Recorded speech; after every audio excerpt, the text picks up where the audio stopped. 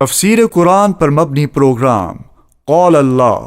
میر عدیل عارف کی جانب سے۔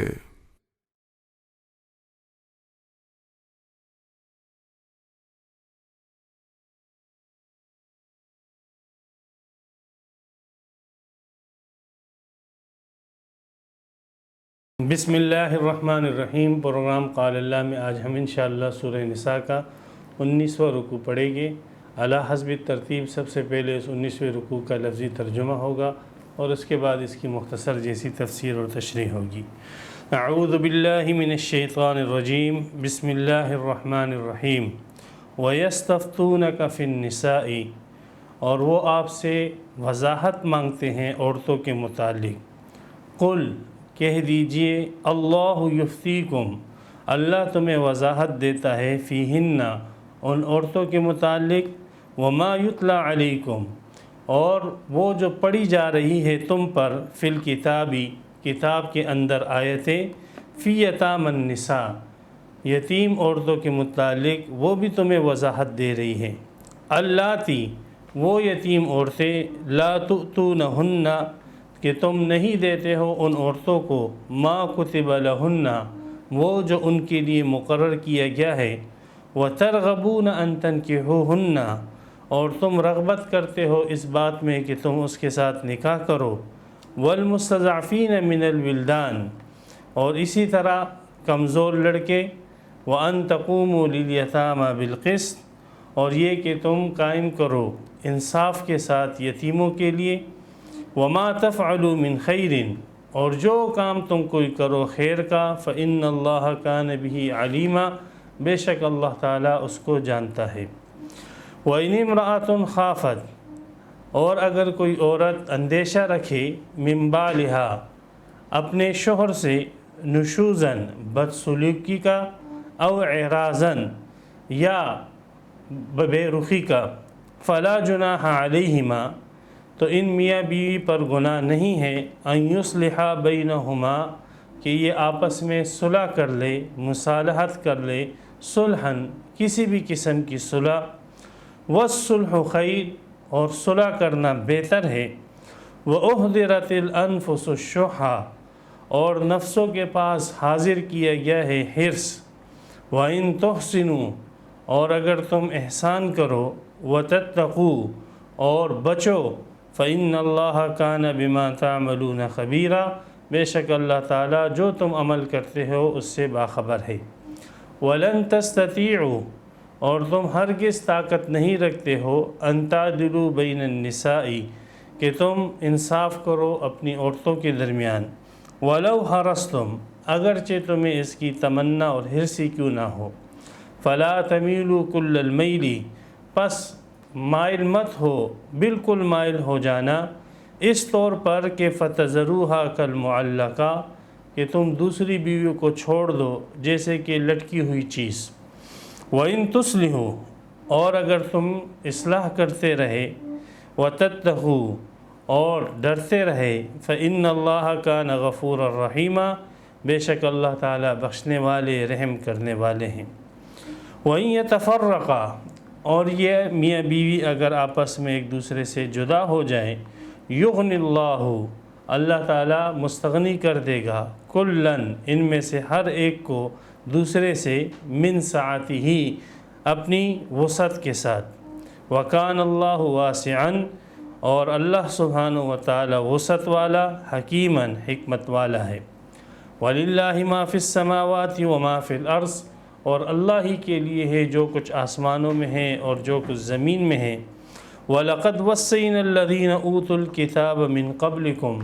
اور بالتحقیق ہم نے حکم دیا ان لوگوں کو جنہیں کتاب دی گئی تم سے پہلے،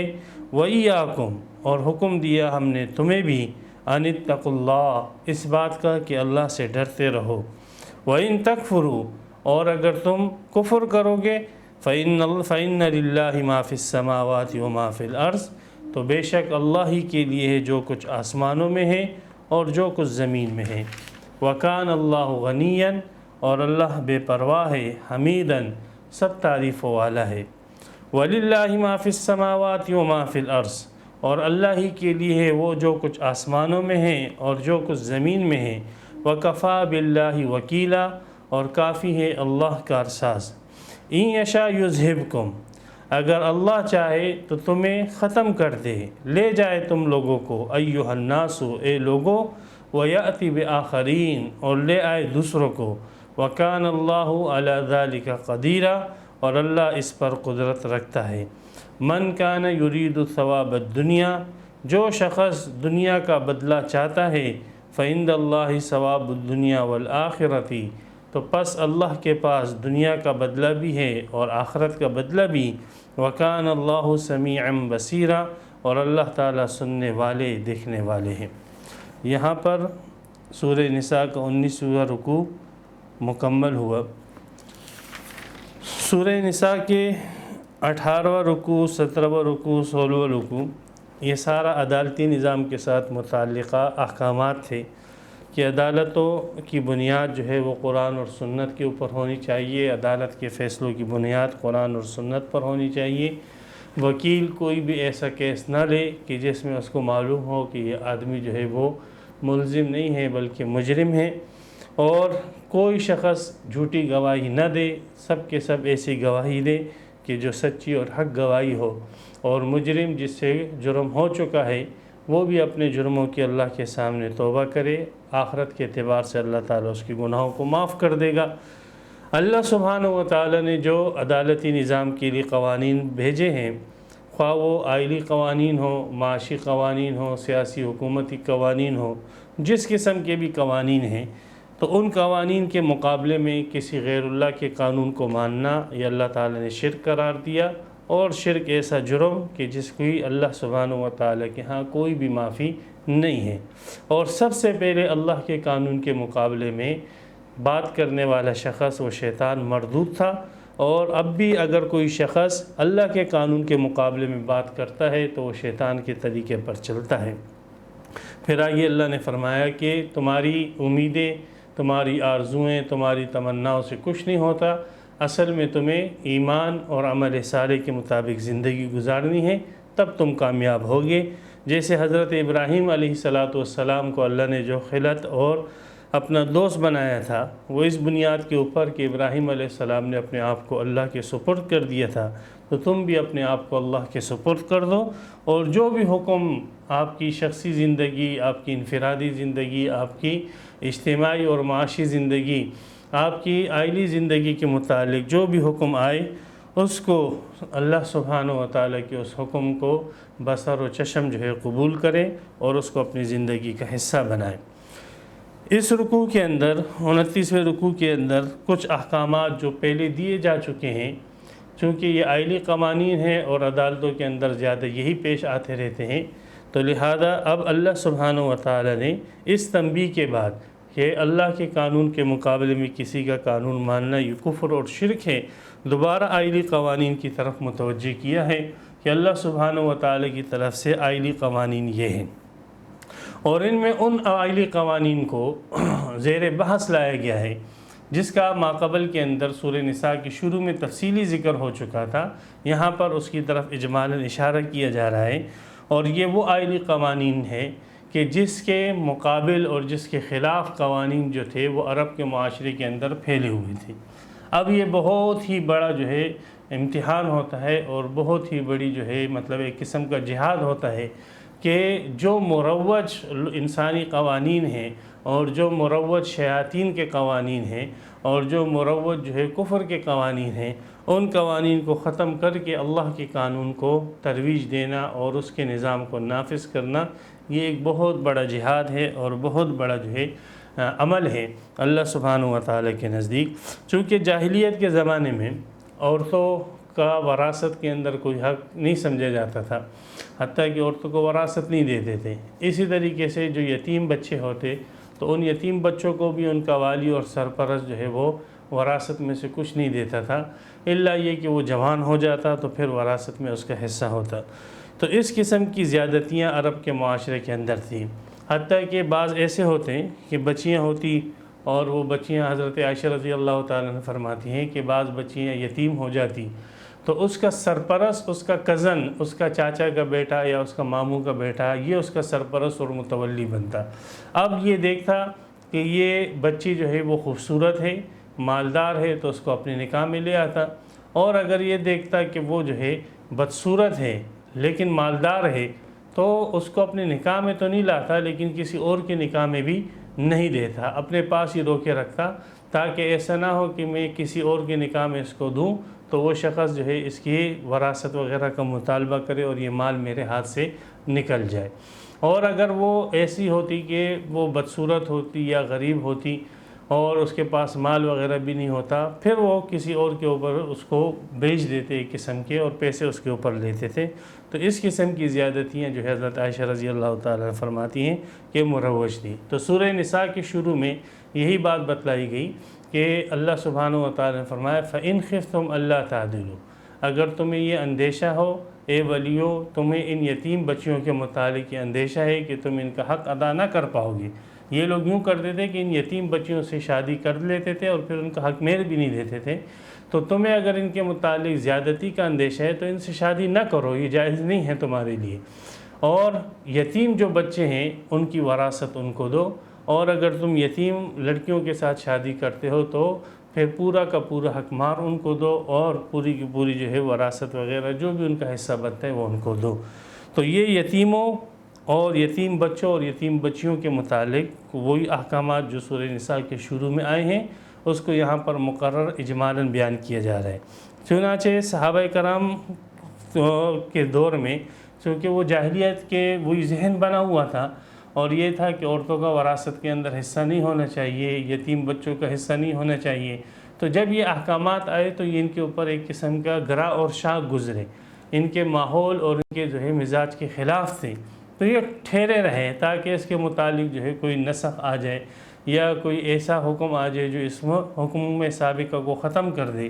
وہ انتظار میں تھے۔ جب دیکھا کہ اس قسم کا کوئی حکم نہیں آ رہا ہے تو انہوں نے نبی اکرم صلی اللہ علیہ وسلم سے اس کے متعلق پوچھنا شروع کیا کہ اے اللہ کے رسول، یہ جو آپ نے کہا یتیم بچوں کا حق ان کو دو، اور یتیم بچیوں کے ساتھ اگر شادی کرو تو پورا حق مہر دو، اور اگر شادی نہیں کرنا چاہتے ہو تو کسی اور کے ساتھ اس کی شادی کروا دو وغیرہ، تو اے اللہ کے رسول یہ احکامات جو ہے باقی ہیں، یہ منسوخ ہو گئے ہیں۔ تو اللہ سبحانہ و تعالیٰ نے ان آیتوں میں بتلایا کہ یہ آیتیں اور یہ احکامات جو ہے علی حال ہی باقی ہے، اور اس میں سے کوئی حکم بھی منسوخ نہیں ہوا ہے، اور قیامت تک یہ حکم جو ہے باقی ہے۔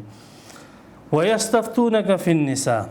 اور یہ فتویٰ طلب کرتے ہیں آپ سے، وضاحت مانگتے ہیں آپ سے عورتوں کے متعلق۔ تو عورتوں سے مراد وہی یتیم عورتیں ہیں جن سے یہ لوگ شادیاں کرتے تھے اور پھر ان کو حق مہر نہیں دیتے تھے، یا اگر شادیاں نہیں کرتے تو کہیں اور بھی شادیاں کرنے نہیں دیتے تھے۔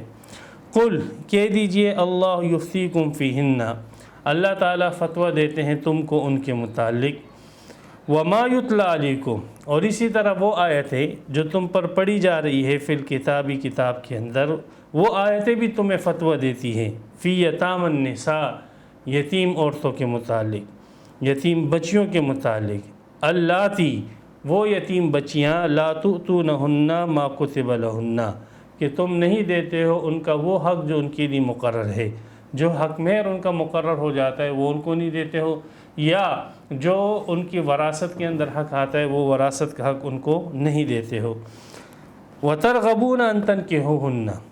اور تم رغبت رکھتے ہو کہ ان کے ساتھ نکاح کرو، تم نکاح بھی کرنا چاہتے ہو اور ان کو ان کا حق بھی نہیں دینا چاہتے ہو، تو یہ تمہارے لیے جائز نہیں ہے۔ اگر تم ان کے ساتھ نکاح کرتے ہو تو ان کا حق ان کو لازماً دو، اور ان کی وراثت ان کو لازماً دو۔ یہاں پر ترغبون ان تنکحوہن کے دو ترجمے ہو سکتے ہیں عربی گرامر کے اعتبار سے۔ ایک ترجمہ تو یہ ہو سکتا ہے کہ ترغبون ان تنکحوہن، کہ تم اس سے نکاح کی رغبت رکھتے ہو،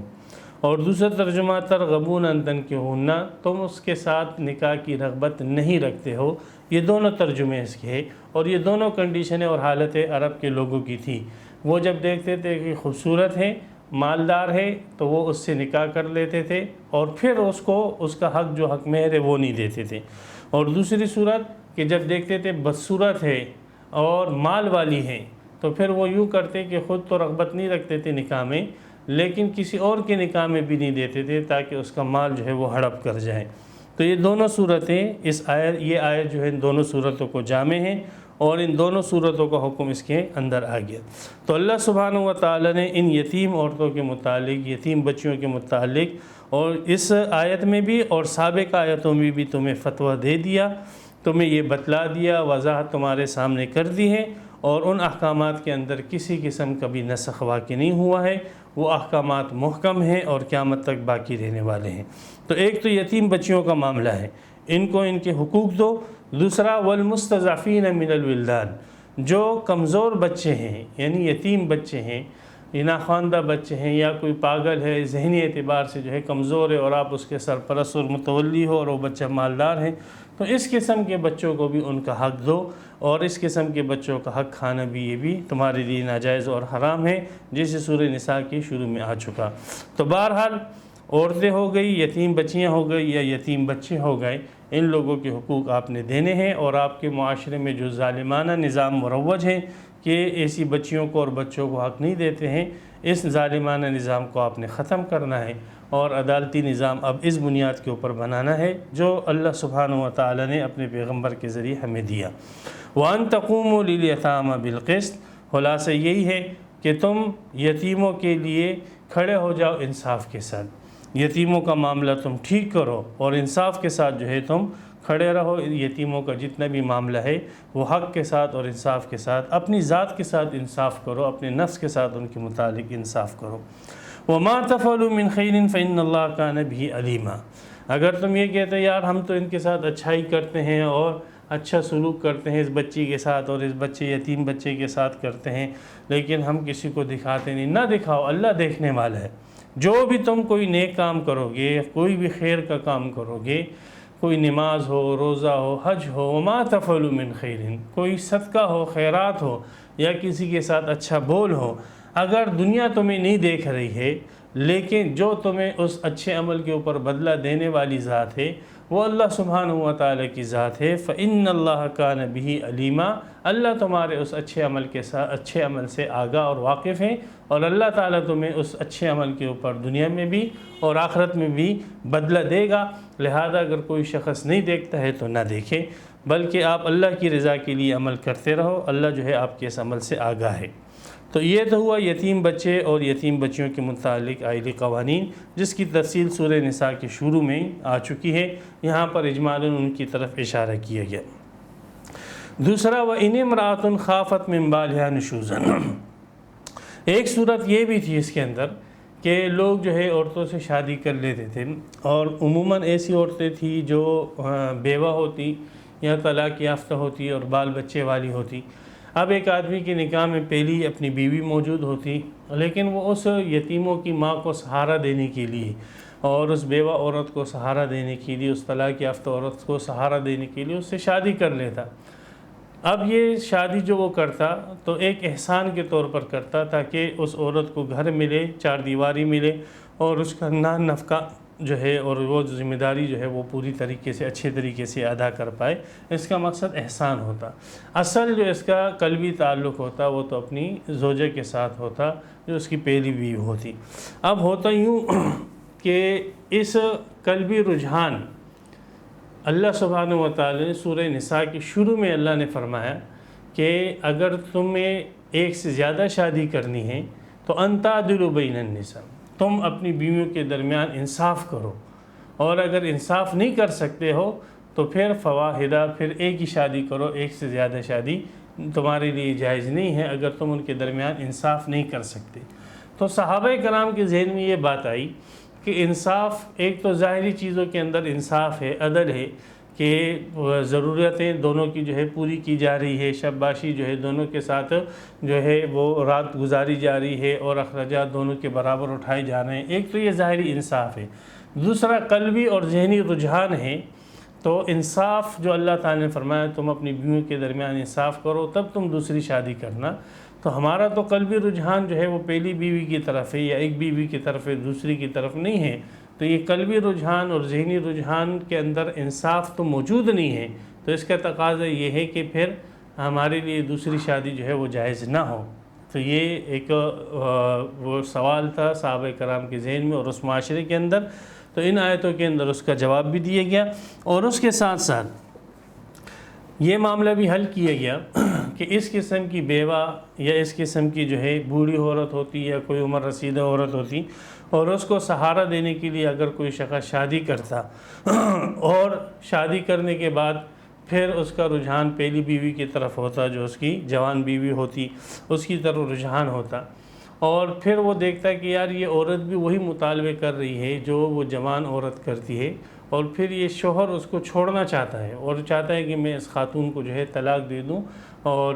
میں تو اس کو سہارا دینے کے لیے میں نے اس کو جگہ دی تھی، یہ تو میرے سر پر ہی بیٹھ رہی ہے، لہذا میں اس کو چھوڑنا چاہتی ہوں۔ تو عورت کو یہ لگا کہ میرا شوہر جو ہے مجھے چھوڑ دے گا اور میرے کو طلاق دے دے گا اور رشتہ نکاح ختم کر دے گا۔ تو اگر عورت کو یہ اندیشہ ہو کہ میرا شوہر مجھے طلاق دے دے گا اور مجھے جو ہے اپنے عقد نکاح سے نکال دے گا، تو اگر یہ آپس میں کوئی مصالحت کر لے کسی قسم کی، اللہ سبحانہ و تعالیٰ فرماتے ہیں کہ طلاق اور نکاح کے ختم کرنے سے بہتر یہ ہے کہ کچھ معاملات کے اوپر یہ میاں بیوی آپس میں مل کر مصالحت کر لیں۔ مثال کے طور پہ جیسے حضرت سودا رضی اللہ تعالیٰ عنہ تھی، انہوں نے عرض کیا اللہ کے رسول آپ مجھے کبھی طلاق نہ دینا، ہاں میری جو باری ہے میں اپنی باری حضرت عائشہ رضی اللہ تعالیٰ عنہ کو دیتی ہوں، اور میرے جو ہے آپ سے کسی چیز کا مطالبہ نہیں کروں گی۔ تو اس قسم کا اگر عورت اپنا کوئی حق جو ہے چھوڑ دے، اور مثال کے طور پہ عورت یہ کہے کہ آپ مجھے طلاق نہ دیں اور میں جو ہے اپنا حق میر چھوڑ دیتی ہوں، یا آپ مجھے طلاق نہ دیں اور میں اپنی باری کا مطالبہ آپ سے نہیں کروں گی وغیرہ، تو اس قسم کی مصالحت کی شریعت کے اندر اجازت ہے۔ اس کے اندر اس آیت کے اندر اسی آئلی قانون کا ذکر ہے کہ اگر آپ کے پاس کیس ایسا آ جائے تو جج صاحبان کو چاہیے کہ فوراً طلاق کی جلدی نہ کرے، بلکہ میاں بیوی کے درمیان مصالحت کی جو ہے کوشش کرے۔ وَإِنِ امْرَأَةٌ خَافَتْ مِنْ بَالِهَا نُشُوزًا، اگر کسی عورت کو اندیشہ ہو اپنے شوہر کی طرف سے بدسلوکی کا، او اعراضاً یا بے رخی کا۔ بدسلوکی یہ ہے کہ اس کی جو ضروریات ہے اس کو وہ پورا نہیں کر رہا ہے، اور بے رخی یہ ہے کہ وہ ضروریات تو پوری کر رہا ہے لیکن محبت کے ساتھ اور جو خوش اخلاقی کے ساتھ اس کی طرف متوجہ نہیں ہے۔ تو اگر کسی عورت کو ایسا اندیشہ ہے، اور یہ اندیشہ ہے کہ میرا شوہر جو ہے بدسلوکی کر رہا ہے اور بے رخی کر رہا ہے اور یہ مجھے چھوڑ دے گا، فلا جناح علیہما، تو کوئی گناہ نہیں ہے ان میاں بیویوں کے اوپر، ان یصلحا بینہما صلحا، کہ آپس میں کسی قسم کی کوئی صلح کر لے۔ کوئی گناہ نہیں ہے، یہ جو لفظ یہاں پر لایا ہے کوئی گناہ نہیں ہے، اس میں اصل میں ایک اشکال کو دفع کیا گیا ہے۔ وہ اشکال یہ ہے کہ ظاہراً یوں لگتا ہے کہ یہ تو رشوت کا معاملہ ہے، کہ عورت جو ہے وہ اپنا حق چھوڑ رہی ہے اور وہ خاوند کو کہہ رہی ہے کہ میں اپنا حق چھوڑتی ہوں اور آپ جو ہے مجھے اپنے نکاح کے اندر رکھو، اور وہ حق جو عورت کا لازم تھا شوہر کے اوپر اور وہ حق چھوڑ رہی ہے، تو یہ تو ایک قسم کی رشوت ہو گئی۔ تو اللہ سبحانہ و تعالیٰ فرمایا کہ نہیں، یہ رشوت نہیں ہے، یہ مصالحت ہے، اور شریعت اس کی اجازت دیتی ہے کہ اس قسم کی مصالحت آپ کر سکتے ہو۔ تو فرمایا فلا جناح علیہما، کوئی گناہ نہیں ہے ان میاں بیویوں کے اوپر، ان یصلحا بینہما، کہ یہ آپس میں مصالحت کر لے۔ تفسیر مظہری میں لکھا ہوا ہے ان یصلحا بینہما کے اندر نقطہ یہ لکھا ہوا ہے کہ میاں بیوی کو چاہیے کہ آپس میں خود بیٹھ کر جو ہے مصالحت کرے، اور جن نکات کے اوپر جو ہے ان کا اتفاق ہو سکتا ہے ان نکات کے اوپر وہ جمع ہو جائے۔ یہ نہ ہو کہ کسی تیسرے آدمی کو بیچ میں لے آئیں، اس لیے کہ تیسرے آدمی کو لانے کے بعد جو ہے مصالحت کے بجائے مسئلہ اور جو ہے طویل ہو جاتا ہے، عموماً ایسے ہی دیکھا گیا ہے۔ تو ان یصلحا بینہما صلحا، آپس میں جو ہے مصالحت کرے، خود ہی بیٹھ جائے میاں بیوی آپس میں، اور جو چیزیں جو ہے وہ ایک دوسرے کے ساتھ خود ڈسکس کر لیں اور کسی نتیجے اور فیصلے کے اوپر پہنچ جائے۔ تیسرے آدمی کو بیچ میں نہ لانا بہتر ہے، اگر لاتا ہے تو بھی کوئی حرج نہیں ہے، 5ویں سپارے کے شروع میں ہی بتلایا گیا، اگر بیچ میں تیسرا فریق حکم بن کر آتا ہے تو کوئی حرج کی بات نہیں ہے، لیکن یہاں پر بہتر جو ہے صورت کو بتلایا گیا ہے کہ میاں بھی اپنے معاملات خود حل کرے۔ ان یصلحا بینہما صلحا، صلحاً آپس، آخر میں مفعول مطلق لے کر آئیں کہ آپس میں یہ مصالحت کریں، صلحاً خاص قسم کی مصالحت، مثلا ایسی مصالحت کرے جو جائز ہو، ایسی مصالحت کرنا کہ جو ناجائز ہو، اور جیسے کہ اندر کسی آپ علیہ الصلوۃ والسلام نے فرمایا، مستدرک حاکم میں حدیث ہے کہ دو مسلمانوں کے درمیان جو بھی مصالحت ہو وہ جائز ہے، سوائے ایسی مصالحات کے جو حلال کو حرام کرے یا حرام کو جو ہے حلال کرے۔ تو مثال اگر شوہر نے کوئی ایسی شرط لگا دی کہ وہ حرام شرط ہے، ناجائز شرط ہے، تو ایسی شرط، ایسی مصالحت جو ہے وہ جائز نہیں ہے، ایسی مصالحت کی اجازت نہیں ہے۔ تو فرمایا کہ ان یصلح بینہما، آپس میں جو مصالحت کرے، صلحاً، خاص قسم کی مصالحت ہو جو جائز بنیادوں کے اوپر ہو، ناجائز بنیادوں کے اوپر مصالحت کی اجازت نہیں ہوگی۔ تو یہ مصالحت جو میاں بیوی کے درمیان ہے، اس میں اگر عورت نے اپنا حق مہر چھوڑ دیا اور خاوند سے یہ کہا کہ ٹھیک ہے آپ مجھے طلاق نہ دو، میں اپنا حق مہر آپ کو معاف کرتی ہوں، یا میں نے آپ سے جو بھی میرا آپ کے اوپر حق بنتا تھا، قرض وغیرہ، وہ میں معاف کرتی ہوں، تو یاد رکھیں یہ اگر اس کے اوپر فریقین راضی ہو گئے تو وہ حق مہر اس کا ختم اور معاف ہو جائے گا، وہ قرض اس کا معاف ہو جائے گا، پھر آئندہ وہ عمر میں اس کا مطالبہ نہیں کر سکتی، اس لیے کہ جس وقت یہ مصالحات ہو رہی تھی اس وقت یہ حق مہر اور قرض شوہر کے اوپر واجب تھا۔ ہاں وہ چیزیں جو فی الوقت جو ہے شوہر کے اوپر واجب نہیں، آئندہ جو ہے مستقبل میں واجب ہونے والی ہے، اور عورت نے اس کو ساقط کر دیا۔ مثال کے طور پہ کہا کہ ٹھیک ہے رات گزارنے میں برابری کرنا آپ کے اوپر لازم نہیں ہے، رات جو ہے آپ پہلی بیوی کے ساتھ ہی گزارو، میرے ساتھ رات نہ گزارو، تو اگر عورت نے اس بات کے اوپر مصالحت کی ہے تو مستقبل میں اس کو یہ حق حاصل ہے کہ وہ عورت جو ہے یہ مطالبہ کرے کہ نہیں آپ جو ہے مجھے رات جیسے پہلی بیوی کے ساتھ گزارتے ہو ایسے میرے ساتھ بھی آپ نے رات گزارنی ہے۔ پھر وہ شوہر کی مرضی ہے کہ وہ اس کی اس بات کو رکھتا ہے یا جو ہے اس صلح کو ختم کرتا ہے اور اس کو طلاق دیتا ہے۔ یا مثال کے طور پہ بیوی نے یہ کہا کہ ٹھیک ہے آپ مجھے خرچہ نہ دو اور آپ میرے خرچے سے بری الذمہ ہو اور میں آپ سے خرچے کا مطالبہ نہیں کروں گی، اس کے اوپر مصالحت ہو گئی، شوہر نے کہا کہ اچھی بات ہے۔ پھر اس کے بعد مستقبل میں یہ حق اس بیوی کے پاس رہتا ہے کہ وہ مستقبل میں مطالبہ کر سکتی ہے کہ نہیں اب آپ نے مجھے خرچ دینا ہے، اور وہ جو میں آپ کو معاف کر چکی تھی اب آئندہ کے لیے میں آپ کو جو ہے وہ اپنا خرچ معاف نہیں کروں گی، اور آپ نے جو ہے مجھے نان نفقہ اور خرچہ دینا ہے۔ تو اس عورت کو یہ حق حاصل ہے کہ اس قسم کی چیزیں جو ہے وہ پھر مستقبل میں شوہر سے دوبارہ مانگ سکتی ہے، اس لیے کہ یہ اس قسم کے وہ تھے لوازمات تھے اور اس قسم کی جو ہے واجبات تھے جو مصالحات کے وقت شوہر کے اوپر واجب نہیں ہے، آئندہ مستقبل میں اس کے اوپر واجب ہونے والے تھے۔ تو بہرحال اللہ سبحانہ و تعالی نے میاں بیوی کے تعلق کو برقرار رکھنے کے لیے فرمایا کہ نکاح کو ختم نہ کرو اور آپس میں مصالحات کر لو، الصلح خیر، نکاح کو ختم کرنے سے بہتر ہے کہ لوگ صلح کر لیں، صلح خیر۔ امام اعظم ابو حنیفہ رحمۃ اللہ علیہ فرمایا کہ اللہ تعالی نے مطلقاً صلح کو بہتر فرمایا ہے، لہذا صلح کسی بھی نوعیت کو ہو، خواہ صلح بالاقرار ہو یا صلح بالانکار ہو یا صلح بالسکوت ہو، تینوں صورتوں کے اندر جو ہے صلح جائز ہے۔ مثلا آپ کے اوپر کسی شخص نے دعویٰ کیا کہ یہ زید جو ہے اس نے مجھ سے 1000 روپے ادھار لیے تھے اور اب نہیں دے رہا ہے، اور زید نے کہا کہ ہاں میں مانتا ہوں کہ میں نے اسے 1000 روپے ادھار لیے تھے، اقرار کر لیا، اب دونوں مصالحات کر لیتے ہیں، اور 600-700 روپے کے اوپر جو ہے وہ زید اس کو کہتے ہیں میرے پاس تو اور پیسے نہیں ہیں، اتنی پیسے ہیں، چلو وہ قرض دینے والا کہتے ہیں اتنی پیسے دے دو، اور اس کے اوپر مصالحت ہو جاتی ہے۔ یا صلح جو ہے انکار کے ساتھ ہو کہ زید کہتا ہے کہ نہیں آپ سے میں نے کوئی ادھار نہیں لیے، لیکن بہرحال جھگڑا ہوگا، آگے اختلاف ہوگا تو اچھی بات نہیں ہے، ہم عزت دار لوگ ہیں لہذا 500-600 روپے اس کو دے کر جو ہے مصالحت کر لیتا ہے۔ یا صلح عن السکوت ہو، نہ انکار کرتا ہے نہ اقرار کرتا ہے اور کسی رقم کے اوپر مصالحت کر لیتے ہیں۔ امام اعظم رحمۃ اللہ علیہ فرماتے ہیں صلح خیر، یہ تینوں قسم کی صلح، صلح بالاقرار، صلح بالسکوت، صلح بالانکار، ان کو شامل ہے، لہذا تینوں قسم کی صلح جو ہے جائز ہے۔ تو اللہ سبحانہ و تعالیٰ نے فرمایا کہ یہ طلاق دے دینا نکاح کو ختم کرنے سے بہتر ہے صلح۔ وَأُحْضِرَتِ الْأَنفُسُ الشُّحَّ، اللہ تعالیٰ نے یہاں پر ایک انسان کی فطرت کو اجاگر کیا ہے۔ انفس نفس کی جمع ہے بمعنی انسان کا نفس، انسان کی روح، انسان کا دل۔ شو کہتے ہیں بخل کو بھی اور شو کہتے ہیں حرص کو بھی، یہاں پر جمہور مفسرین نے حرص کے معنی لیے ہیں۔ تو اللہ نے فرمایا احضرت الانفس الشح، انسان کی طبیعت کے اندر حرص رکھ دیا گیا ہے۔ انسان کی جو طبیعت ہے، فطرت ہے، اور انسان کا جو نفس ہے اس میں حرص جو ہے وہ حاضر ہے۔ تو اس حرص کا فائدہ دونوں فریقین اٹھائیں گے، اور ہر ایک کو یہ حرص ہوگی کہ مجھے زیادہ فائدہ ہو، اور اپنے مفادات کو دیکھ کر وہ مصالحت پر آمادہ ہو جائے گی۔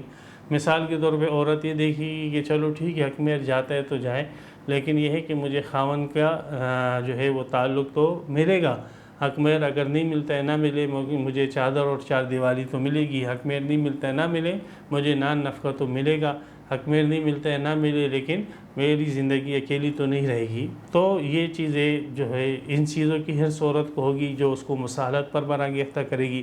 اسی طریقے سے شوہر کو یہ حرص ہوگی کہ چلو بھائی حق مہر نہیں ہے، نان نفقہ نہیں ہے، مفت میں ایک بیوی مل رہی ہے تو اس میں کیا مذائقہ ہے، تو شوہر کو یہ حرص ہوگی۔ تو یہ حرص ایک ایسی صفت ہے کہ جو بعض اوقات انسان کو اچھائی پر بھی لاتی ہے اور بعض اوقات انسان کو برائی پر بھی لاتی ہے۔ یہ اچھائی میں بھی استعمال ہوتی ہے اور برائی میں بھی استعمال ہوتی ہے، اور یہاں پر یہ اسی پوزیشن میں استعمال کی گئی ہے کہ یہ ایک صفت ہے انسان کے اندر حرص کی، اور حرص کی صفت انسانوں کے اندر رکھی گئی ہے۔ نبی اکرم صلی اللہ علیہ وسلم کی سورہ توبہ میں یہی صفت بتلائی گئی، حریص علیکم بالمؤمنین رؤوف الرحیم، کہ نبی اکرم صلی اللہ علیہ وسلم ایمان والوں کے متعلق حرص رکھتے تھے کہ یہ ایمان والے زیادہ سے زیادہ ایمان کے اندر ترقی کریں، ان پر اللہ کی رحمتیں آئیں، اور زیادہ سے زیادہ لوگ جو ہے وہ ایمان کی حالت میں جنت کے اندر چلے جائیں۔ تو یہاں پر حرص جو ہے وہ ایک صفت ہے جو اچھائی میں بھی استعمال کی جا سکتی ہے اور برائی میں بھی۔ تو بہرحال یہاں پر انسان کی نفس کی ایک طبیعت بتلائی گئی ہے، فطرت بتلائی گئی ہے کہ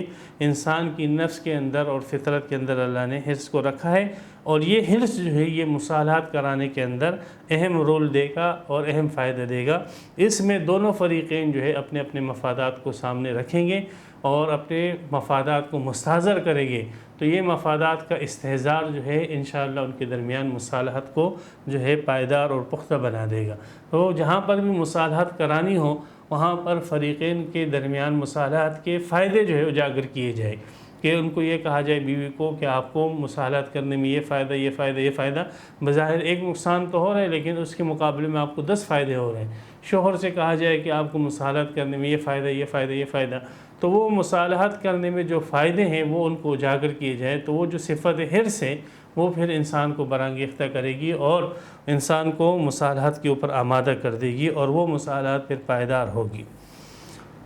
وَإِن تُحْسِنُوا وَتَتَّقُوا، ایک ہے جواز اور ایک ہے افضل صورت۔ فرمایا جواز تو یہ ہے کہ شوہر کو کہا کہ ٹھیک ہے آپ مصالحت کر لو، اور عورت سے کہو کہ ٹھیک ہے آپ کا نان نفقہ مہر نہیں ہے، آپ میرے ساتھ ایسے رہنا چاہتی ہو تو رہو ورنہ میں طلاق دیتا ہوں، یہ تو جواز کی صورت تھی۔ لیکن مرد کو چاہیے کہ وہ مردانگی دکھائے اور دبی ہوئی مخلوق کو مزید نہ دبائے۔ اللہ نے فرمایا اگر تم احسان کا معاملہ کرو، احسان بدلہ نہیں بلکہ جو وہ کام کر رہا ہے اس سے اچھا آپ ان کو بدلہ دو۔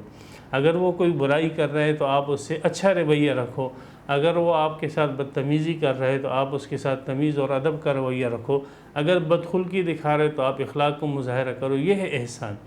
احسان یہ نہیں ہے کہ جیسا وہ کرے ویسے آپ کرو، یہ تو برابری ہوگی۔ احسان یہ ہے کہ اگر وہ بے مروتی کا مظاہرہ کرے تو آپ مروت کا مظاہرہ کریں۔ تو مرد کو چاہیے کہ اپنی مردانگی کے مطابق جو ہے فیصلہ کرے، اور اگر تم احسان سے کام لو وَتَتَّقُوا، اور بے مروتی سے بچو اور بے رخی سے بچو، یہ جو تم نے رویہ اختیار کیا ہے اس سے بچتے ہوئے تم احسان کا معاملہ کرو اور اپنی مردانگی کی صفت کو استعمال کرو، فَإِنَّ اللَّهَ كَانَ بِمَا تَعْمَلُونَ خَبِيرًا، اللہ تعالیٰ تمہارے عملوں سے باخبر ہے۔ اس پر تمہیں کیا ملے گا اللہ نے نہیں بتایا، اور جس چیز کے ثمرات ایسے ہوتے ہیں، اتنے زیادہ اور کثیر تعداد میں ہوتے ہیں دنیا اور آخرت کے اعتبار سے کہ محدود الفاظ اس کو جمع نہیں کر سکتے ہیں، تو ایسے ثمرات کو اللہ سبحانہ و تعالی بیان نہیں فرماتے اور اس کو مبہم چھوڑ دیتے ہیں۔ یہاں پر بھی اسی اصول پر چلتے ہوئے اس احسان اور اس تقوی کے اوپر اللہ سبحانہ و تعالی کیا دیں گے اس کو اللہ تعالی نے نہیں بتلایا، صرف اتنا بتلایا کہ مجھے تمہارا عمل معلوم ہوگا کہ تم نے اپنی بیوی کے ساتھ، اپنے گھر والی کے ساتھ احسان کا معاملہ کیا، اور تم بدخلقی سے بچے، تم بدسلوکی سے بچے، تم جو ہے بے رخی سے بچے، اور تم نے جو ہے ایک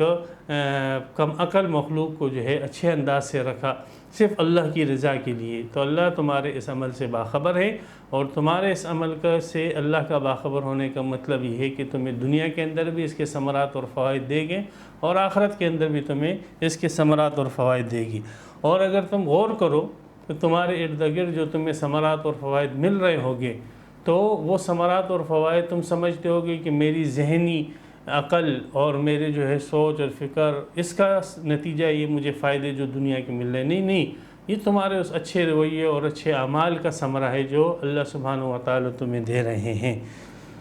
تو اس کی نسبت جو ہے ان کی طرف ہو کہ ان تحسنوا وتتقوا، اگر تم احسان کا رویہ رکھو اور بدخلقی سے بچو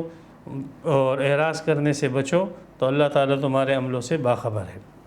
وَلَن تَسْتَطِيعُوا أَن تَعْدِلُوا، باقی رہی یہ بات کہ بھائی ہم تو قلبی محبت میں برابری نہیں کر سکتے ہیں، تو اللہ تعالیٰ فرماتے ہیں کہ یہ تمہاری طاقت کے اندر ہے ہی نہیں۔ برابری ان چیزوں میں ہے کہ جو تمہاری استطاعت اور طاقت کے اندر ہے، قلبی محبت کے اندر برابری تمہاری استطاعت کے اندر ہے ہی نہیں۔ اور لا یکلف اللہ نفسا الا وسعها، جو چیز انسان کی استطاعت میں نہیں ہوتی اللہ تعالیٰ اس انسان کو اس کا مکلف بناتے ہی نہیں ہیں۔ تو اللہ تعالیٰ نے تمہیں اس چیز کا مکلف ہی نہیں بنایا کہ تم قلبی اور ذہنی رجحان کے اندر بیویوں کے درمیان مساوات اور برابری شروع کرو، ایسا تم کر ہی نہیں سکتے ہو، تمہاری استطاعت اور طاقت سے باہر کی چیز ہے، لہذا اللہ تعالیٰ نے تمہیں اس میں جو ہے مکلف نہیں بنایا۔ وَلَن تَسْتَطِيعُوا أَن تَعْدِلُوا، اور تم ہرگز استطاعت نہیں رکھتے ہو اس بات کی کہ تم برابری کرو بین النساء، عورتوں کے درمیان۔ یہاں پر برابری سے مراد قلبی رجحان اور دل کی محبت کی برابری ہے۔ وَلَوْ حَرَصْتُمْ، اگرچہ تمہیں اس کی حرص ہو کہ میں برابری کروں پھر بھی نہیں کر سکتے ہو۔ فَلَا تَمِيلُوا كُلَّ الْمَيْلِ، لیکن اس کا یہ مطلب بھی نہیں ہے کہ آپ جو ہے اپنے قلبی رجحان کی وجہ سے دوسری بیوی کو بالکل چھوڑ دو، ایسے چھوڑ دو کل معلقہ، جیسے لٹکی ہوئی چیز، کہ وہ ایک عورت، وہ خاتون جو ہے وہ لٹکی ہوئی ہے اور وہ نہ شوہر والی ہے نہ بے شوہر ہے، نہ طلاق یافتہ ہے نہ خاوند والی ہے، نہ بیوہ ہے نہ شوہر والی ہے، یعنی ایک لٹکی ہوئی چیز ہے کہ وہ طلاق یافتہ نہیں ہے، بیوہ نہیں ہے، بے شوہر نہیں ہے کہ کوئی اس سے شادی کر لے، اور نہ شوہر والی ہے کہ اس شوہر کا اس کی طرف قلبی رجحان اور ذہنی رجحان نہیں ہے، تو ایسا ظلم بھی نہ کریں۔ اتنا جو ہے جو آپ کے شریعت نے بتلایا ہے کہ جن چیزوں میں برابری ضروری ہے، جیسے سورہ نساء کے شروع میں آئے، تو ان چیزوں میں آپ نے برابری کرنی ہے۔ آپ کو جو قلبی رجحان کے اندر برابری سے مستثنیٰ کیا گیا ہے اور یہ اس کا آپ کو مکلف نہیں کیے گئے، تو اس کا یہ مطلب نہیں ہے کہ جن چیزوں میں آپ برابری کر سکتے ہو ان چیزوں میں بھی آپ برابری نہ کرو۔ اگر ان چیزوں میں آپ برابری نہیں کرتے ہو تو گویا آپ نے عورت کو ایک لٹکی ہوئی چیز کی طرح چھوڑ دیا ہے جو نہ شوہر والی ہے نہ بغیر شوہر والی، ایسا کرنا تمہارے لیے جائز نہیں ہے۔ وَإِن تُصْلِحُوا، ہاں اگر تم اصلاح کرتے رہے، وَتَتَّقُوا، اور جو ہے اللہ سے ڈرتے رہے، فَإِنَّ اللَّهَ كَانَ غَفُورًا رَحِيمًا، اپنی اصلاح کرتے رہو، اللہ سے ڈرتے رہو، اللہ تعالیٰ بخشنے والے رحم کرنے والے ہیں۔ اللہ تعالیٰ سے ڈر کر، ایسے نہ ہو کہ آپ کے دل کے اندر جو ہے چور ہو اور آپ جو ہے بظاہر ایسے کہ بھائی میں دل میں برابری نہیں کر سکتا ہوں اور جو ہے میں ذہن میں برابری، اس کے اثر میں آپ یوں کرو کہ جن چیزوں میں آپ برابری کر سکتے ہو ان میں بھی برابری نہ کرو، ایسے آپ نہ کرو، اپنی اصلاح کرتے رہو، اللہ سے ڈرتے رہو، اللہ بخشنے والے۔ اگر دل کی برابری تم نہیں کر سکتے ہو تو اللہ تعالیٰ تمہارے جرم کو بخش دے گے اور تم پر رحم کرے گے۔ بعض حضرات نے اس آیت کے غلط مطلب لیا ہے، جیسے منکرین حدیث، وہ یہ کہتے ہیں کہ اللہ سبحانہ و تعالیٰ نے سورہ نساء کے شروع میں اجازت دی ہے متعدد ازواج کی، اور اس میں شرط لگائی کہ تم متعدد شادیاں کر سکتے ہو، اس شرط کے ساتھ کہ تم ان کے درمیان برابری کرو، اور یہاں پر اللہ تعالیٰ نے فرمایا کہ تم ان میں برابری کر ہی نہیں سکتے ہو، تو نتیجہ انہوں نے یہ نکالا کہ اس سے پتہ لگا کہ متعدد شادیاں کرنا ہی تمہارے لیے جائز نہیں ہے۔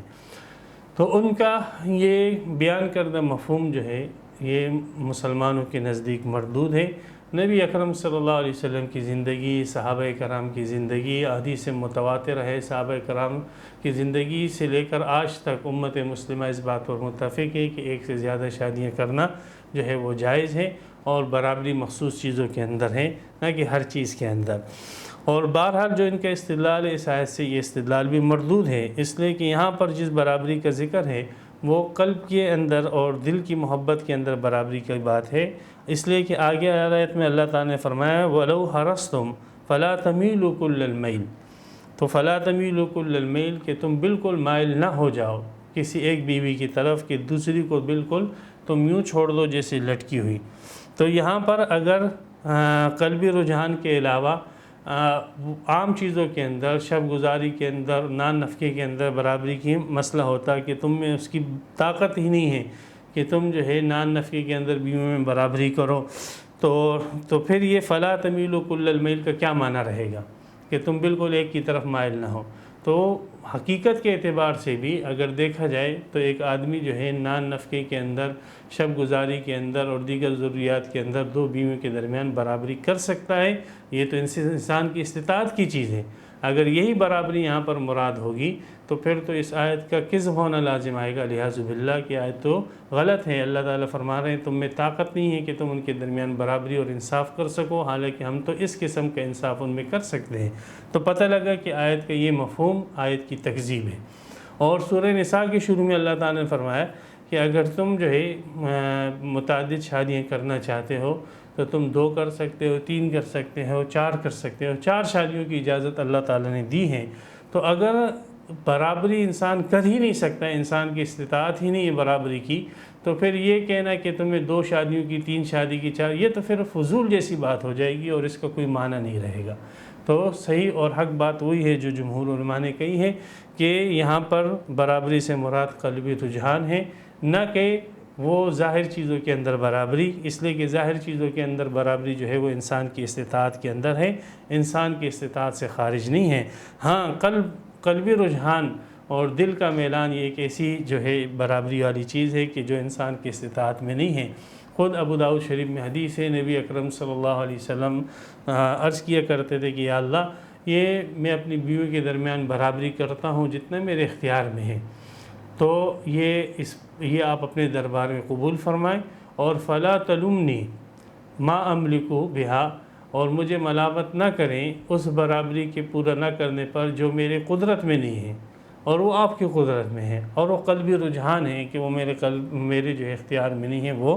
آپ کے اختیار میں ہے۔ تو قلبی رجحان جو ہے وہ کسی کے اختیار میں نہیں ہوتا۔ تو یہاں پر قلبی رجحان کا ذکر ہے، نہ کہ دیگر چیزوں میں برابری، اس لیے کہ دیگر چیزوں میں برابری انسان کی استطاعت کے اندر ہے۔ وَإِن يَتَفَرَّقَا، اب اوپر ترغیب یہ تھی کہ آپس میں میاں بیوی کوشش یہ کریں کہ مصالحت کر لیں، اور مصالحت میں جو ہے کچھ باتیں شوہر چھوڑ دے، کچھ بیوی چھوڑ دیں، اس قسم کی مصالحت کر دیں۔ لیکن مصالحت کا یہ مطلب نہیں کہ ایک دوسرے کا ناجائز فائدہ اٹھایا جائے، اتنا نہ دبا جائے کہ دوسرا آپ کو بہت زیادہ دبائے اور آپ کو ذلیل اور خوار کر دے، ایسا نہ کریں۔ ایسی مصالحت جو ہے گویا کہ آپ نے اس کو اپنا خدا مان لیا، بیوی نے شوہر کو اپنا خدا مان لیا کہ بھائی اگر یہ نہیں ہوگا تو میں کھاؤں گی پیوں گی کہاں سے، اور ایسے نہیں، یہ نہیں۔ یا شوہر نے جو ہے بیوی کو اپنا مالک مان لیا کہ اگر یہ بیوی نہیں ہوگی تو میرے بچوں کا کیا ہوگا اور میرا کیا ہوگا وغیرہ، ایسے نہیں ہے۔ تو اتنا دبنا، اس طریقے سے دباؤ کہ ساتھ جو ہے زندگی گزارنا اجیرن ہے، مشکل ہے، پریشانی ہے، اور پھر صرف اس وجہ سے یہ سوچ کے اگر میں نے اس کو چھوڑ دیا یا اس نے مجھے چھوڑ دیا تو پھر ہم آگے کیا کریں گے، کیا ہو گیا کیا نہیں ہوگا۔ اللہ سبحانہ و تعالیٰ نے فرمایا کہ یہ سوچ جو ہے تمہاری غلط ہے۔ وَإِن يَتَفَرَّقَا، اگر میاں بیوی آپس میں جدا ہو جاتے ہیں، یغنِ اللہ، اللہ تعالیٰ بے پرواہ کر دیتا ہے، مستغنی کر دیتا ہے، کلن، دونوں میں سے ہر ایک کو دوسرے سے، شوہر کو بیوی سے مستغنی کر دے گا، بیوی کو شوہر سے مستغنی کر دے گا، من سعتہ، اپنی کشادگی کے ساتھ، اپنی وسعت کے ساتھ۔ شادی سے پہلے بھی تو یہ بیوی نہیں تھی، یہ شوہر نہیں تھا، اور اللہ آپ کے نظام چلا رہا تھا، تو اور اگر یہ بیوی مر جائے اب، یا یہ شوہر مر جائے اب، تو پھر کیا کرو گے؟ تو لہذا یہ فضول سوچیں ہیں۔ ہاں اگر آپس میں مصالحت کے ساتھ اچھی طریقے سے نبھا سکتے ہو ٹھیک ہے، اور اگر مصالحت کے بعد بھی آپس میں نہیں نبھ رہی ہے تو شریعت یہ نہیں کہتی ہے کہ تم جو ہے جانوروں کی طرح ایک زندگی گزارو، نہیں، شریعت نے طلاق کا راستہ رکھا ہے، اور ایک دوسرے سے جدا ہو جاؤ، اور یہ سوچ نہ رکھو کہ میرا کیا بنے گا یا اس کا کیا بنے گا یا بچوں کا کیا بنے گا۔ اللہ سبحانہ و تعالیٰ جو ہے ہر ایک کو دوسرے سے مستغنی کر دے گا۔ وَكَانَ اللَّهُ وَاسِعًا حَكِيمًا، اللہ تعالیٰ وسعت والا ہے، اور اللہ تعالیٰ جو بھی حکم دیتا ہے اس کے اندر حکمت ہی ہے۔ وَلِلَّهِ مَا فِي السَّمَاوَاتِ وَمَا فِي الْأَرْضِ،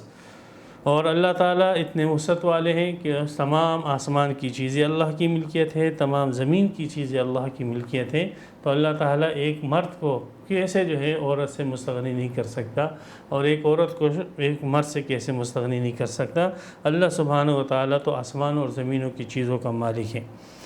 وَلَقَدْ وَصَّيْنَا الَّذِينَ أُوتُوا الْكِتَابَ مِن قَبْلِكُمْ وَإِيَّاكُمْ۔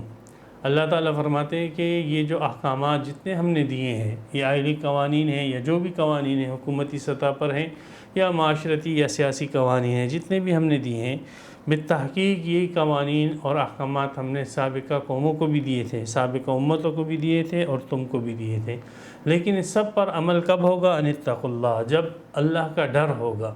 اگر اللہ کا ڈر نہیں ہے تو محض یہ کتاب کے اندر لکھی ہوئی باتیں ہوگی اور عملی زندگی کے اندر اس کا کوئی وجود نہیں ہوگا، جیسے آج کل ہم مسلمانوں کے اندر ہے کہ یہ سب چیزیں ہم مانتے ہیں لیکن اپنی عملی زندگی کے اندر اس کو نہیں لے کر آتے، اس لیے کہ اللہ کا ڈر ہمارے اندر موجود نہیں ہے۔ وَإِن تَكْفُرُوا، اور اللہ تعالیٰ جو یہ تمہیں احکامات بتلا رہا ہے اس میں اللہ کا کوئی فائدہ نہیں ہے۔ اگر تم سب کے سب کفر کر لو، ناشکری کر لو، تو اللہ بے پناہ بادشاہ ہے، اللہ جو ہے بے پرواہ بادشاہ ہے۔ فَإِنَّ لِلَّهِ مَا فِي السَّمَاوَاتِ وَمَا فِي الْأَرْضِ، زمین آسمان کی سب چیزیں اللہ ہی کے لیے ہے۔ اللہ جو تمہیں یہ حکم دے رہا ہے اس میں تمہارا ہی فائدہ ہے۔ وَكَانَ اللَّهُ غَنِيًّا، اللہ تعالیٰ تمہارے احکام کی بجا اور سے بے پرواہ ہے، غنی ہے، حمیداً تمام تعریف والا ہے۔ وَلِلَّهِ مَا فِي السَّمَاوَاتِ وَمَا فِي الْأَرْضِ، اور مقرر کہا جا رہا ہے کہ اللہ ہی کے لیے جو آسمان اور زمین میں ہے۔ وَكَفَى بِاللَّهِ وَكِيلًا، اور اللہ ہی کارساز ہے، کارساز ہونے کے لیے وہی کافی ہے، لہذا تم اللہ کے احکامات کو پورا کرو، اللہ تعالیٰ تمہارے تمام کاموں کے لیے کافی ہو جائے گا۔ إِن يَشَأْ يُذْهِبْكُمْ أَيُّهَا النَّاسُ، اے قوم اگر تم اللہ کے احکامات کی پاسداری نہیں کرتی، اس کو پورا نہیں کرتی، اور تم اللہ کے قوانین کی جو ہے امین بنی ہو اور یہ امانت تم نے اٹھائی ہے اور پھر بھی اس کو پورا نہیں کرتی، تو سن لو اگر اللہ تعالیٰ چاہے گا تمہیں ختم کر دے گا، پھر یہ اعزاز کسی اور قوم کو دے دے گا۔ اور ہم نے دیکھا، مشاہدہ ہے کہ عرب کو اللہ تعالیٰ نے نبوت سے سرفراز فرمایا اور صحابہ ان میں آئے اور اولیاء اور تابعین ان میں آئے، پھر جب ان لوگوں نے سستی دکھائی تو اللہ تعالیٰ نے پھر دین کی ترویج کا کام جو ہے وہ عجم سے لیا۔ پھر امام بخاری عجم سے آئے، امام مسلم، امام ترمذی، ابو داؤد، امام نسائی، صاحب ہدایہ، ابو حنیفہ، یہ سارے کے سارے اجمی لوگ ہیں، اور اللہ سبحانہ و تعالیٰ نے ان سے دین کا کام لے کر چاردانگ عالم کے اندر دین کو پھیلا دیا۔ تو اللہ تعالیٰ کا دین جو ہے اے لوگوں تمہارا جو ہے محتاج نہیں ہے، اگر اللہ تعالیٰ چاہے گا تو تمہاری قوم کو ختم کر دے گا، وَيَأْتِي بِآخَرِينَ، دوسروں کو لے کر آئے گا، وَكَانَ اللَّهُ عَلَىٰ ذَلِكَ قَدِيرًا، اللہ اس پر قادر ہے۔ مَنْ كَانَ يُرِيدُ ثَوَابَ الدُّنْيَا، جو شخص دنیا کا بدلہ چاہتا ہے، صرف دنیا کا بدلہ، یہ چاہتا ہے کہ بس میری دنیا صحیح رہے، تو یہ انتہائی گھٹیا سوچ ہے، انتہائی ناقص سوچ ہے، یہ کافر کی سوچ ہے۔ اللہ سبحانہ و تعالی کے پاس تو دنیا بھی ہے اور آخرت بھی ہے۔ آخرت جو سب سے بڑھ کر چیز ہے وہ تم نہیں مانگ رہے ہو اللہ سے، اور دنیا کی چیزیں ہی مانگتے رہے، تمہاری دعائیں بس اسی تک محدود ہے کہ یا اللہ ہمیں جو ہے روزی عطا فرما، یا اللہ ہمیں جو ہے رزق عطا فرما، یا اللہ ہمیں جو ہے کیا نام بیماری سے بچا، یا اللہ ہمیں یہ کر، دنیا ہی کی چیزیں تم نے مانگی۔ ربنا آتنا فی الدنیا وما لہ فی الآخرۃ من خلاق، دنیا کی ہمیں یہ دے دو، یہ دے دو، یہ دے، آخرت کی کوئی چیز تم نے نہیں مانگی، نہ جنت مانگی، نہ حشر میں جو ہے اللہ تعالیٰ کا عرش کا سایہ مانگا، نہ قبر کے عذاب سے پناہ مانگی، نہ جو ہے دوزخ کے عذاب سے تم نے پناہ مانگی، نہ جنت الفردوس کا تم نے سوال کیا، آخرت کی ایک چیز بھی تم نے نہیں مانگی ظالم اپنی دعاؤں کے اندر، اور تمہاری دعائیں جو ہے تمہاری پوری تگ و دود سے دنیا تک محدود رہی۔ تم نے جو اعلاء کلمت اللہ کے لیے کام کیا، یہ دین کی سربلندی کے لیے کام کر رہے ہو، اس کا مقصد بھی صرف اور صرف دنیا، تو دنیا کے حصول کے لیے اگر یہ دین کا کام کیا جا رہا ہے تو یہ انتہائی گھٹیا سوچ ہے اور یہ ایک انتہائی گھٹیا طریقہ ہے۔ فَعِندَ اللَّهِ ثَوَابُ الدُّنْيَا وَالْآخِرَةِ، اللہ کے پاس تو دنیا کا ثواب، دنیا کا بدلہ بھی ہے اور آخرت بھی ہے۔ اللہ سے تو دنیا بھی مانگو، یوں کہو ربنا آتنا فی الدنیا حسنہ وفی الآخرۃ حسنہ وقنا عذاب النار، دنیا بھی مانگو، آخرت بھی اللہ تعالیٰ سے مانگو، اور آخرت دنیا سے زیادہ مانگو اللہ تعالیٰ سے، آخرت میں جتنی جو نعمتیں ہیں اللہ سے مانگو، اور آخرت کے عذابات سے اللہ کی پناہ مانگو۔ دنیا بھی مانگو اللہ سے، لیکن صرف اپنی دعاؤں کو دنیا تک اور اپنی کوششوں کو صرف دنیا تک محدود کرنا یہ بے عقلی کا کام ہے۔ وَكَانَ اللَّهُ سَمِيعًا بَصِيرًا۔ تو جو بھی تم عمل کرتے ہو اس عمل سے تمہارا مقصد صرف اور صرف دنیا نہیں ہونا چاہیے، بلکہ اللہ تعالیٰ کا ثواب دنیا اور آخرت دونوں ہونی چاہیے۔ اللہ تعالیٰ تمہارے اقوال کو سنتا ہے اور تمہارے افعال کو دیکھتا ہے، اس سے کوئی چیز چھپی ہوئی نہیں ہے۔ لہذا اپنے اعمال اور افعال اور اقوال کے ذریعے اللہ تعالیٰ سے دنیا اور آخرت کی ہر قسم کی نعمتوں کو مانگو۔ اللہ سبحانہ و تعالیٰ سمیع بھی ہے، بصیر بھی ہے۔ یہاں پر سورہ نساء کا 19واں رکوع تام ہوا، اور انشاءاللہ اس کے بعد پھر 20واں رکوع ہوگا۔ وآخر دعوانا الحمدللہ رب العالمین۔ تفسیر قرآن پر مبنی پروگرام قول اللہ میر عدیل عارف کی جانب سے